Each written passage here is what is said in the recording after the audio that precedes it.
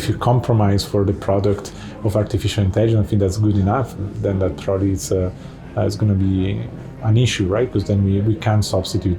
For me, it was much more surprising to learn that Australia was using artificial intelligence during COVID times for facial recognition to find people who would violate lockdown rules.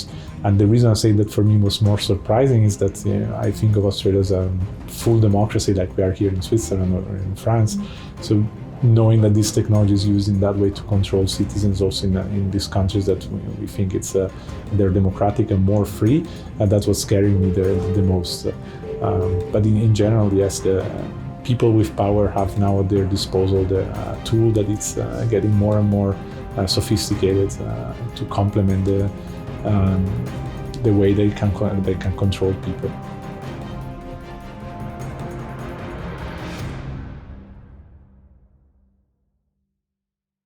Sam Altman, le père du robot conversationnel Chat GPT, tire la sonnette d'alarme. Les gouvernements se doivent d'encadrer l'intelligence artificielle et d'anticiper ses dérives. Mais pourquoi exactement tire-t-il la sonnette d'alarme et pourquoi pense-t-il que l'intelligence artificielle est à surveiller de près ? Pour nous parler des potentielles dérives de l'intelligence artificielle, aujourd'hui nous accueillons ici au restaurant Côté Square de l'hôtel Bristol le professeur Giuseppe Ugazio, titulaire de la chaire Fondation Edmond de Rothschild en Philanthropie Comportementale à Genève, diplômé de l'université de Zurich et ancien chercheur à l'université d'Harvard. Bonjour professeur Ugazio. Bonjour. Vous êtes titulaire de 2 doctorats, l'un en philosophie et l'autre en neuroéconomie. Et au sein de la chaire en philanthropie comportementale de l'université de Genève, vous vous intéressez tout particulièrement à la compréhension des mécanismes cérébraux qui sont à l'origine des comportements sociaux, de la prise de décision et des valeurs morales. Et vos recherches ont pour objectif de mieux caractériser le comportement philanthropique.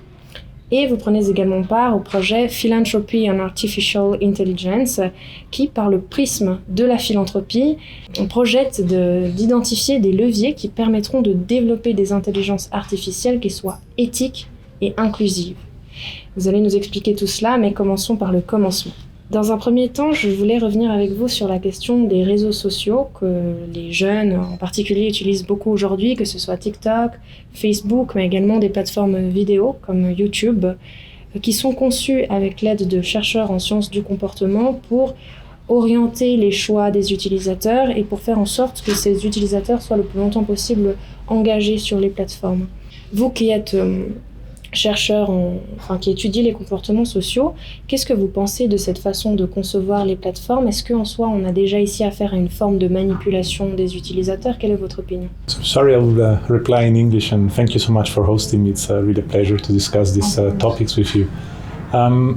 So it's true that these social networks are designed to keep the users engaged, and it can be debated if it's a fair technique to use or not, but it's nothing new, right? I mean, marketing has been with us for the past 100 years at least, and if you think of the movie industry, before it was normal that everybody was smoking in movies or in interviews like today to promote something that we also wouldn't think it's too desirable like smoking. Right, so I think it's not bad or good. It's just the way it is. They are basically making a profit. Their business model is to keep the more they keep users engaged, the more profit they make. So it's normal that the business model is like that, right? That's the way they can maximize their shareholder value, so to say. Where it comes the debate for me, it's how do we educate the children or the parents or everybody so that we can use these tools and not abuse them, right? So that we can use them in a correct way, right? If you think of all the positive aspects of social networks, how you can stay connected with friends that are on the other side of the world, or you studied with 20 years ago and you can still be in contact with, or on YouTube, you can now learn how to use Chat GPT properly just with a video, or just something more trivial, how to change the tire of your bike, right? So they're really useful. So we have to learn how to use them so that we can maximize their upsides and minimize their downsides. Mm-hmm. Et est-ce que vous pensez que l'intelligence artificielle va amener un changement à ces pratiques ? Est-ce que ça va renforcer le fait qu'on puisse encore davantage contrôler, disons, les choix des utilisateurs ? ou est-ce que ça va rien changer selon vous? No, for sure it will change it, and it's already changing it, right? We have the tailored commercials. When you search something on Google, the ads you will see are different from mine, right? So it's already used, and it's basically will increase this because it's enabling us, artificial intelligence is enabling us to find patterns that we wouldn't be able to find without it, right? It's much more computationally precise and sophisticated than what it could do without it. So it's going to exacerbate even more these practices. So it's going to become even better at finding content we will like and then keep us even more hooked. But again, the thing is we just have to be aware of it. And then once we are aware of it, we can hopefully manage to control it, right? It doesn't mean that if we see the same thing 50 times, we need to buy it, right? It's more, the artificial intelligence will tempt us, but whether we give in to the temptations or not, it's up to us, right? Before it was maybe just the friends that would push us to buy the latest technology or the coolest toy. Now this is done with digital instruments, with artificial intelligence on our digital devices, right? But already, if you were to limit screen time, that is a debate that has been around for now many years. It's not with artificial intelligence. That's already one way we could already counteract the presence of these advertisements or these suggestions that we receive through artificial intelligence. Il semble que vous soyez en tout cas très conscient des risques qu'encourent nos sociétés, mais que vous ayez également un œil assez avisé pour dire voilà à quel moment il faut mettre le holà. Est-ce que vous pensez que les gouvernements, au contraire, sont conscients autant que vous des risques que peut représenter l'intelligence artificielle? I hope so, and I'm sure there are lots of people thinking about how to best help as citizens, individuals to live in a good way, in a good society. The issue is that technology recently has been outpacing everybody. So we have the Googles, the Facebooks, the tech giants. They are moving at a speed that it's incompatible with the times of democracy. By the time that we think of a law or a way to restrict a certain technology, this technology is already obsolete. And this has been the case also for many years. However, to put some guidances is always helpful, right? And the rules, the laws are sometimes necessary, but more important is also the social values and the moral values that public figures can promote and that don't need to be coded in law, right? We all have our own moral principles, and so if we want to have the developers of artificial intelligence to do so in an ethical and inclusive way, it should start first from the inner values and not so much from sort of the need of being regulated with laws. But this is maybe a bit of hopeful thinking, and we've seen many times, we can see with the reports that come out now with, that oil companies knew of the environmental damage and still, didn't do too much to prevent it.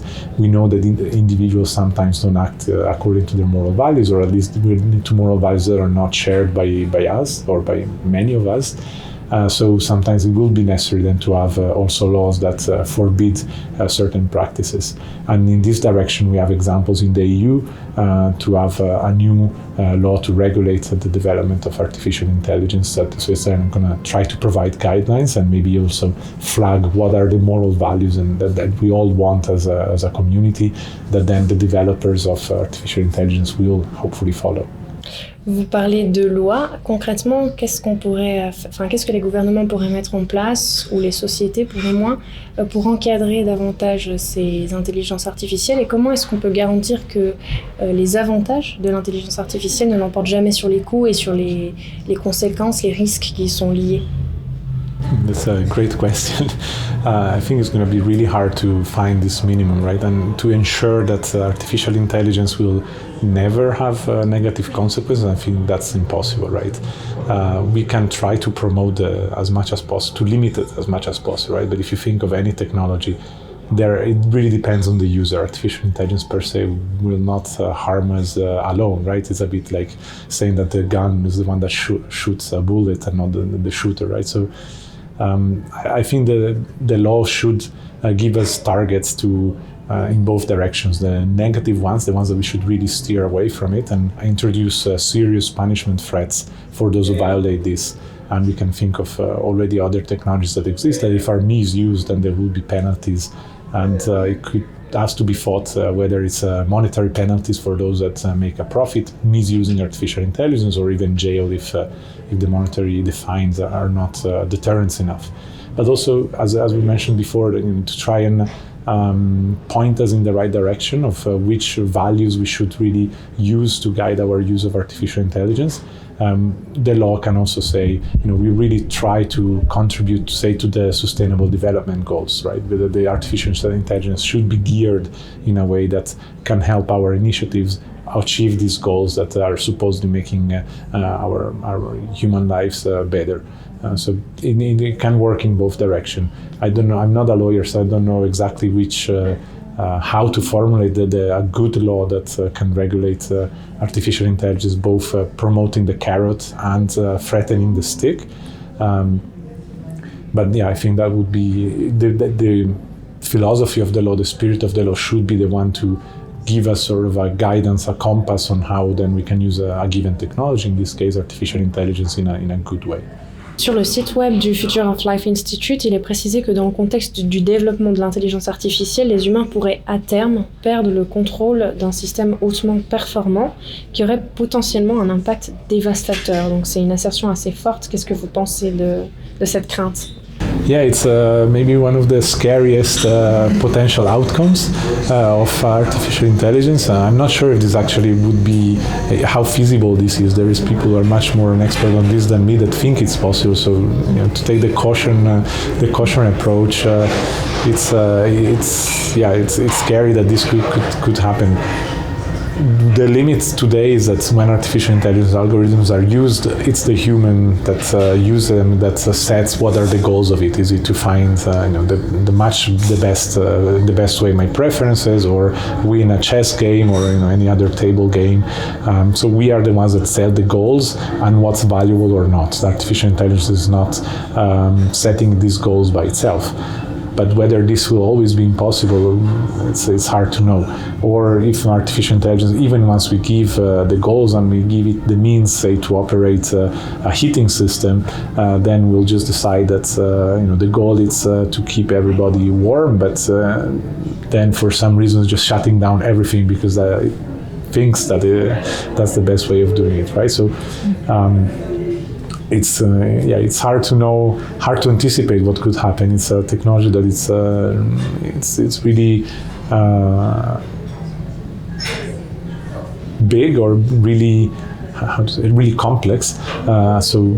I don't think we understand the full potential of it, right? There is also there's the same saying when we're studying the brain and with neuroscience, that we really understand a little part of how the brain works, how the neurons interact one with the other, and so on. And this is basically true also for artificial intelligence, right? We also don't understand how these algorithms are then using the inputs and to reach the values that we set it. So hopefully it won't happen, or hopefully it will be enough to just unplug the machine.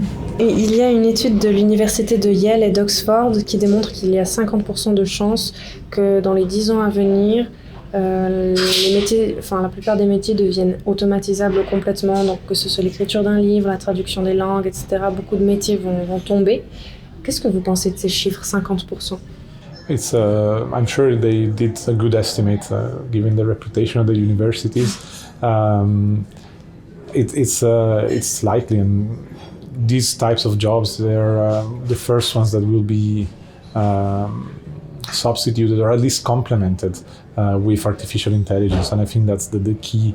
The key is how do we manage to transform the jobs that will be mostly affected by artificial intelligence, not to be substituted, but to be complemented. Right? If you can think, I've seen that with Chat GPT or other similar generative language processing models, I could create the entire slides for my course with it. So but then who's going to judge what the quality of the slides is? Or maybe then I can have a lot more time to research new studies and generate and update my slides. So I have more time for that if I don't have to be doing this sort of more tedious jobs. In a way, we always see technology as helping us do our jobs more efficiently, and then artificial intelligence could also be used like that. For sure, there is also the opportunity, unfortunately, of replacing individuals, but whether that's desirable is going to lead to desirable outcome or not, I doubt it, right? It's who's going to judge if the quality of a translation is actually from generated with artificial intelligence is as good as the one generated by a human, well, it's as humans, right? So if you compromise for the product of artificial intelligence, I think that's good enough, then that probably it's going to be an issue, right? Because then we can't substitute. But if you think not basic translation so that we get the meaning, yes, but many times you need interpretation, right? You need to change the cultural context. If you think of any funny movie that is produced at Hollywood, you need to change the jokes to fit the Italian culture, because I would not understand a joke that is made purely on American or even in the French setting, right? So for all these added things, I think it's where the humans will actually still be very necessary. And then again, the tedious part, or hopefully just that tedious part, the ones that it's a bit more time consuming, but not really bringing us too much satisfaction, at least not to me. That part can be really aided by artificial intelligence, and hopefully it's also going to help us make less mistakes, right? If you think some years ago we had to make all our calculations by hand, then we would make a lot of mistakes, and maybe it's not the fun part, right? The fun part is trying to use these computations to achieve a certain goal. And then if you can do it with a calculator, I'm not sure that we actually can substitute all the accountants because we have a calculator nowadays, right? But for sure, they will make their work more effectively and more precisely thanks to these tools. I think.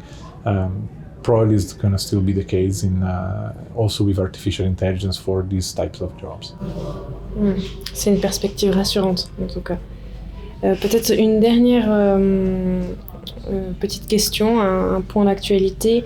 En mars dernier, on a un Belge qui était déjà éco-anxieux à la base, qui était convaincu que l'humanité va être détruite par le réchauffement climatique, et il a conversé avec un robot du nom d'Elisa qui l'a conforté dans ses craintes, et il a fini par se suicider. Est-ce que vous pensez que ce genre de choses peut se multiplier, c'est-à-dire que l'intelligence artificielle va conforter en fait des gens qui ont déjà des troubles, et voilà, ça pourrait apporter à terme des problèmes aux jeunes générations? Yeah, it's one of the risks, but the same is true. You know, if you search for, you don't need artificial intelligence, right? You can get you have the conspiracy theories, or people who can really touch the nerves, and this is we're just one other way of getting answers, right? So I don't think the issue is with artificial intelligence per se. I mean, for sure, we're going to hear of more cases of this, like we heard of all the these insane games that are proposed to kids, right? That then ultimately lead them to harm themselves, if not worse. So I think that's again a matter of learning how to use the technology and how to and whom to interrogate for such questions, right? Maybe it's not the best person or not the best tool to use an artificial intelligence bot to find an answer to this very complicated question. We should seek instead, help from, we should seek the answers from actually experts, from scientists, and from people who actually dedicate their life to this. Then artificial intelligence could be helpful, for instance, to find who these experts are, or experts we wouldn't think about, so that to come back to the previous point, we can get different points of view and then make our informed decisions, right? But unfortunately, this will happen, but as it happens with many other many other technologies, right, or many other instances. So it's not something, I don't see it as something being particular for artificial intelligence. Vous êtes impliqué dans le projet Philanthropie and Artificial Intelligence de l'université de Genève, qui bénéficie du soutien d'une équipe de recherche diversifiée et multidisciplinaire. Est-ce que vous pourriez nous présenter un peu ce projet? Yes, with pleasure. So the project starts with one of my colleagues who is a neuroscientist. She has a PhD in neuroscience, and she's been using one form of artificial intelligence, natural language processing, to try and identify patterns in individual behaviors in the way they communicate, and find how can we group different types of people depending on how we communicate. We then translated this into a research project that used natural language processing in order to map how here in Switzerland philanthropic organizations are working. So in which areas, what are the moral values they care about, do they refer to emotions to describe their work, as well as how do they work, are they mostly giving grants or are they actually more operational or both. So then we sort of started bridging the two fields, philanthropy and artificial intelligence, by using one form of artificial intelligence to do research in philanthropic organizations and their activities. And then this sort of resulted in noticing that philanthropic organizations are not really aware of artificial intelligence. They're not using it too much, and I think this is just a reflection of also in society as a whole. We're not really too familiar with it. That's why we're also a bit scared of it, probably. But as you mentioned at the beginning, Chat GPT. Right now, everybody talks about Chat GPT. I think most people know that's a form of artificial intelligence. But that's just the latest and most famous example, right? Artificial intelligence is used every time to suggest algorithms when you're buying plane tickets, or is used to give you the favorite songs that we're discussing before, and how to sort of leverage your preferences. So philanthropic organizations, like most people, are not really aware of the potential that artificial intelligence can have in a positive way. But also because they're not too aware of the risks, then they're not really advocating as much then for pushing artificial intelligence to be developed in an ethical and inclusive way. So we see a lot of work from philanthropic organizations for promoting gender equality or education for kids, and advocating for better policies, but not so much in doing this work in advocating for artificial intelligence, mostly because they are not aware of what are the risks, what are the potential, and so on, or of the technology in general. With this research project, we are trying to build capacity to share knowledge on what artificial intelligence is and how it could be used, and how could we maximize its potentials, and at the same time, by showing how artificial intelligence can be used, also sort of promote the ethical and potential laws that could be then necessary to regulate artificial intelligence. We think that philanthropy has a unique position, since it's normally geared towards the promotion of social goods, or at least one part of it. But it comprehends very well the logics of industry. Most philanthropic organizations are for-profit organizations that realized that at some point, it's not only about making profit, but it's also about supporting the environment in which they thrive. And so they understand now the logics of some people that want to develop artificial intelligence for profit. Then how could we convince these people then to do it in a way that is also fair? And finally, in this research project, we also want to basically make aware these philanthropic organizations of which tools can help them run their operations more efficiently. We know that most philanthropic organizations are understaffed.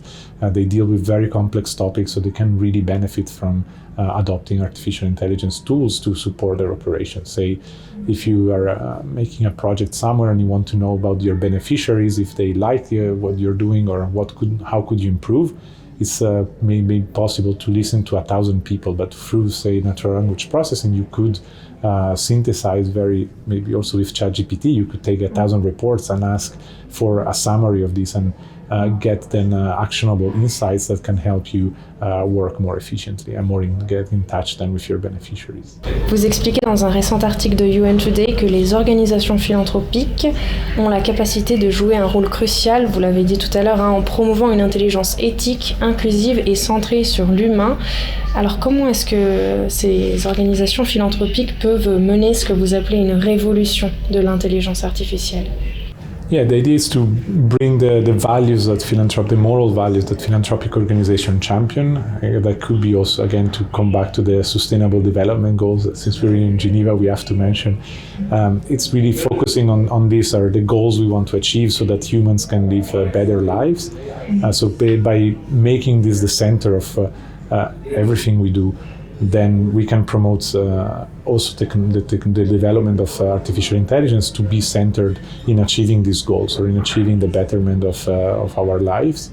So that's how we see that philanthropic organizations can play a crucial role in shifting away the mindset of let's develop any technology, artificial intelligence or anything else, to just maximize our own profits, but actually let's shift our focus to maximize the well-being of everybody. So keeping in mind these moral values as the first thing to achieve, and then as a side maybe, or as in parallel also achieve profit. Here in Switzerland has been trying to do with the benefit corporations with they're called the B Corps, these organizations, social enterprises that try to promote social goods. So they set limits in the way they will run their enterprise in order to promote some moral values, sort of such as protecting the environment, having fair conditions for their workers, and so on. So in a similar way, philanthropy can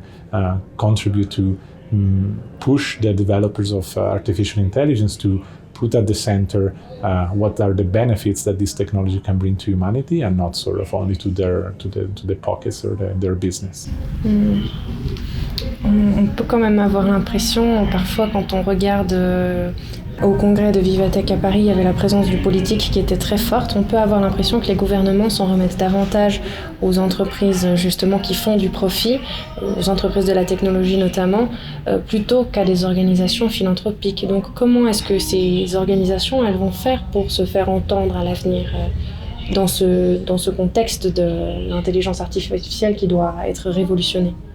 Yeah, it's a really difficult question to get. And how do we have philanthropic organizations get the attention of politicians? I think one way is to champion the right causes. Then there will be, they could support, for instance, grassroots movements or citizen movements that believe in a given policy, and then through that get the ear of the politicians too, right? Because in the end, the vote will be with the citizens. So if they can facilitate, act as catalysts of these people that promote a certain initiative, then they could for sure reach also politicians, as in the end they will need the vote of people. Second, it's in philanthropy now it's starting to become more and more popular, the concept of doing systemic philanthropy, so of bringing together many different philanthropic organizations, but not all sorts of governments or for-profit organizations, and each contribute one part of how to solve a given issue. Say, if you want to protect the environment, you will never achieve it only acting, say, on reducing CO2 emissions. You also need to not pollute, reduce how much energy we consume, and so on. So by bringing together coalitions of philanthropic organizations and other organizations, but also individuals, then they will get the power they need also to be listened at every level. So I think that could be two ways in which philanthropic organizations can then get the ear of also the decision, or decision makers or rule makers, at least, policy makers. Là, on va changer un peu de sujet, mais on sait qu'il y a plusieurs pays au comportement quelque peu agressif, notamment la Chine, qui utilisent l'intelligence artificielle pour renforcer leur contrôle social ou la surveillance, et qui l'utilisent aussi à des fins militaires. Est-ce que vous pensez qu'il faut craindre ces développements?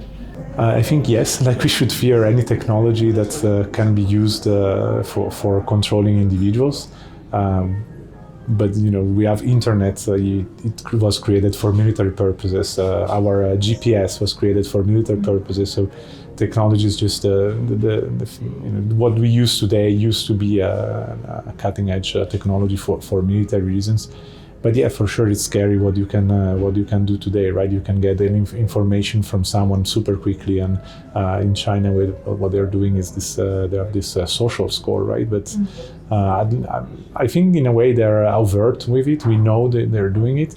For me, it was much more surprising to learn that Australia was using artificial intelligence during COVID times for facial recognition to find people who would violate lockdown rules. And the reason I say that for me was more surprising is that I think of Australia as a full democracy like we are here in Switzerland or in France. So knowing that this technology is used in that way to control citizens also in these countries that we think they're democratic and more free, that's what's scaring me the most. But in general, yes, the people with power have now at their disposal the tool that it's getting more and more sophisticated to complement the way they can control people. I'm optimistic and think that in the end, why do you want the control over people? Hopefully we'll just want it to keep everybody living peacefully, right? They're also in China, for instance, they're a huge country, and if you need to have a system that manages to coordinate over 1 billion people, I'm not sure if you could do it in different ways, right? So, but not to advocate that it's a good system or a system I agree with, but I'm saying there are different needs and different cultural aspects for how we live today, and how to live properly one with the other, right? So I guess history will judge then what was a better way of living or not, right? Even if we look in Europe, right, we had slavery, we had a lot of habits or cultural norms that fortunately nowadays they're considered not humane. But just today, right? That's how history evolved, and that's what we have.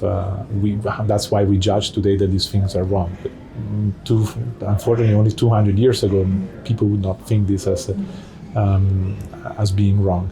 And for the part on using artificial intelligence for warfare, and that's unfortunately that any technology we have is being used, and we will see. We will learn maybe in 20 years what is being used today, right? And how we will use it for normal purposes and not for warfare. But again, if I come back to the points at the beginning, is more trying to educate people to be good one to the other.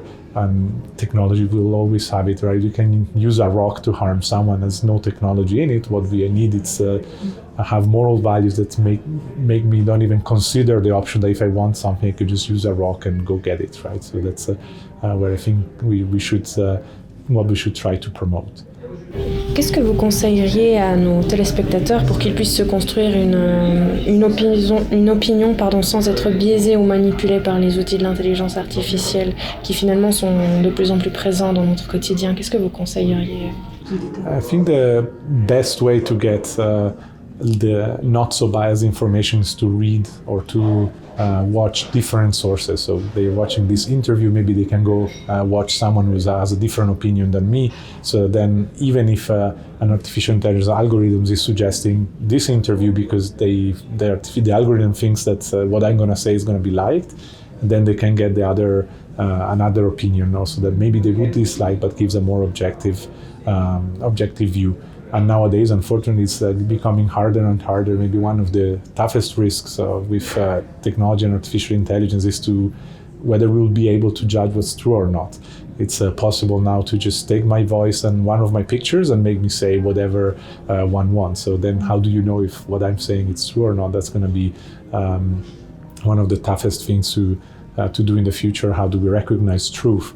We are so visual, and for us, if you see a video of someone doing something, you would believe, seeing is believing in a way. But unfortunately, nowadays it's becoming a bit harder to know. So hopefully, when we have different perspectives, we could maybe get the best or the least biased view by adding on different perspectives and debiasing in a way the way we receive the information. But I think it starts from us being open to consider different sources. If you think it's not so much the case here in Europe, or at least I'm not super familiar with it, but in the US, you have the people that watch only one TV channel if they are Democrat, or the complete opposite TV channel if they're Republican, and then they basically get from the same facts, they get a completely different perspective. Here in Europe, we have a more we don't have just this dichotomy, we have more perspective, so it's a bit easier to find alternatives, but it's in the first place us that need to look for it, right? And then foster this diversity of sources we can use to get what we think is then an unbiased opinion. Dans un article de 2022 qui est intitulé Empowering Philanthropy to Lead the Ethical and Inclusive AI Revolution, vous avez souligné que les organisations philanthropiques se doivent de soutenir la promotion des droits numériques et de la diversité. Qu'est-ce que ça signifie concrètement? In this article, what we're trying to suggest is that artificial intelligence, like most technologies, are developed in the Western and richer part of the world, and many times this technology then will be tailored for these populations. However, if we want to ensure that we get, to come back to the previous point, also an objective view, an objective perspective of the entire world, what we need to do is to ensure that people have access to this technology, and not only that, but that this technology can have access to the data of people who are not living in the Western world.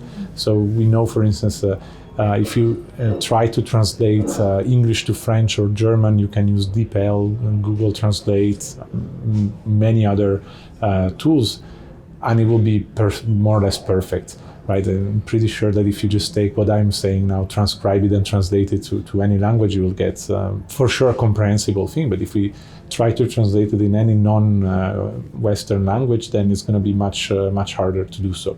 And this is for two reasons: because there is not enough investment in this technology for you being as equally good in with other languages, but also because they're not the algorithms used for the translations, they're not trained, they don't have access to enough data on these different languages, so then the translation will not be as effective. And to give an example, there was recently an article that describes an initiative from tribes in Australia that got all their members, or many of their members, together to contribute to translate their languages, their native languages, to English, and to keep updating and correcting this algorithm when it made mistakes. And now it's basically working for this very niche language, is working as good as translating, say, English to Chinese or to Spanish. So it's a way to show that if there is willingness, then you can basically grant, if we can consider it a digital right, the right of being able to translate text. And maybe it's a stretch. I'm not sure if we should consider it a right or not, but for sure is an opportunity to have the chance of translating your language into another language and vice versa. Then this is one way that philanthropy can also contribute, right? Promoting this initiative or supporting these initiatives. And in this way, then we'll also allow more people to participate in any debate, including this one on technology and artificial intelligence, and increase the diversity of opinions we can get, so that we don't hear always maybe me or not me, but the experts, the usual suspects, Elon Musk or other names that we all constantly read about, but we can actually get the perspectives also of other individuals. Très intéressant. Vous ajoutez que les organisations philanthropiques devraient œuvrer à la garantie d'algorithmes éthiques et transparents. Pour quelles raisons? Yeah, so taking a step back, I'm a strong believer also in science, in behavioral science, but in science in general, of open source and open access, so that whatever algorithms we're using for scientific research in my field or in any field should be made available for others to use. For two reasons. First, it's that the others can check if the results I'm promoting and publishing are actually correct. If I'm in the best case making an honest mistake and have an error in the analysis I'm doing, and then I'm saying that there is something, it's A, but actually it's not, right? But that's an honest mistake.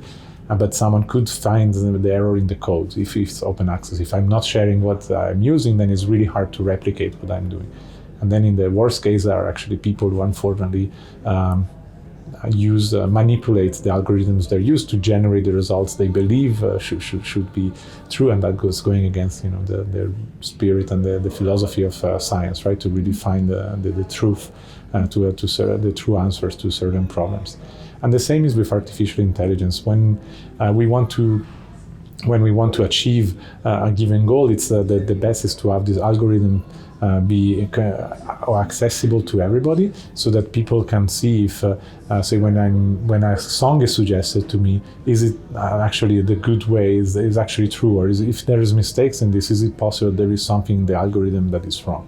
And also by having the algorithms open for anybody to access and to verify, it's going to also help regulate the misuse of it, right? I could easily, or not easily, but people could get together and experts in say, and prevent an algorithm to be used in a way that it shouldn't be used, if these are all open and accessible to everybody. If we're keeping the algorithms secretive, then we can't really exert any control over it.